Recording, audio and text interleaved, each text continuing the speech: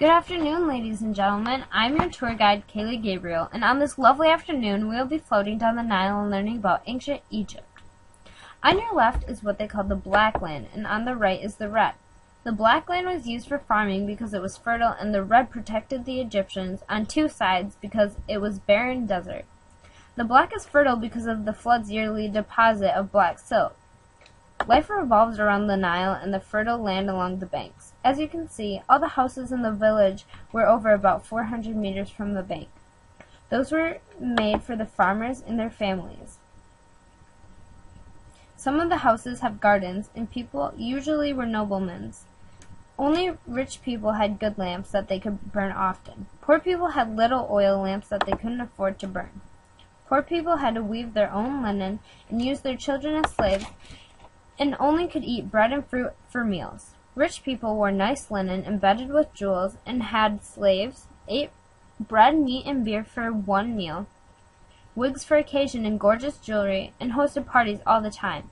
You received gifts like lotus flowers and perfume wax when attending parties. Not many were rich because rich people were usually noblemen, and there weren't many of those. Most people were farmers, field hands, scribes, or craftsmen.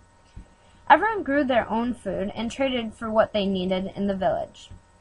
They even transported things down the Nile like grain, fruit, and wine. Up ahead, you can see there is docks like those that the people would tie their canoes up to. Over near the houses is where all the farmland used to be. Over to the other side, you can see many cliffs and small islands. Near the edge of the town is the palace where the pharaoh lives. On the other side is the cemetery. They were built on the west bank because the Egyptians believed that the sun, so-called, died on the western horizon every night. Looking back at the other side, you can see the temples. Anyone besides the priests and the pharaoh could not enter the temple or come near it.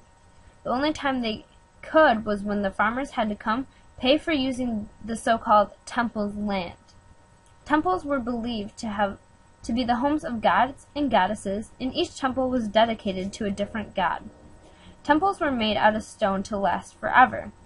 In the sanctuary was a huge shrine of the god that it was dedicated to, and the look and location of the god. The temple gets smaller the closer you get to the most sacred place. When you exit the temple, there is a big pool of water called the sacred pool. This was used for temple rituals. Now we are reaching the most exciting sight of the whole entire tour, the pyramids. The Egyptians had to build the pyramids so each side was facing either exactly north, south, east, or west. To build these, they first marked the perimeter in the sand. Once they finished one level, they had to build up the ramps to scoot the next set of blocks up. The higher the level, the higher they were built onto the ramps. The top block was made out of a special shiny metal. Once this was made, the Egyptians had to make blocks of limestone to fill in the first shell so all sides were smooth. The pyramids were made for the pharaoh, who was the ruler, political, and religious leader, and his queen. The pharaoh also had to defend against foreigners in battle. If the pharaoh won, everyone in the village had to bring him the most valuable thing that they owned. For this, he would wear a special headdress and collar, and he would wear kohl, which was makeup. Many of you, I'm sure, have heard of mummification. This was to preserve the bodies of the pharaohs and queens and to help direct them to the afterlife. First, they would wash the bodies with wine and Nile water. Next, they would remove the organs. To remove the brain, they smashed it and took a hook and pulled it out of their nose. Then they stuffed the body to dry it out. After 40 days, they re-washed the body and oiled it down so the skin stayed elastic. They placed the organs into a jar with God's heads as the cap to protect the organs. Between layers of wrapping, they placed amulets to protect the body in the journey to the afterlife. A scroll with spells from the Book of the Dead was placed in the mummy's hands. Then a cloth painted with the god was laid on top while placing them in the coffin. Next, they were placed into a second coffin and put into a sarcophagus. The embalmers placed food, drinks, and their valuables in the tomb as well. If the gods found the deeds of the pharaoh good and with a pure heart, they would eternally live in the field of reeds. I'm sure by now you're wondering, what is all this funky writing I've seen everywhere? That is hieroglyphics, the writing of the Egyptians. The only people who knew how to read and write these were the scribes.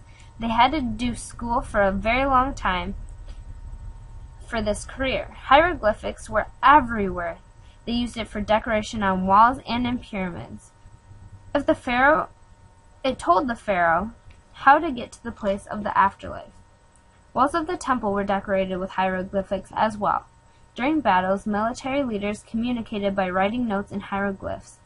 They also kept records in this writing.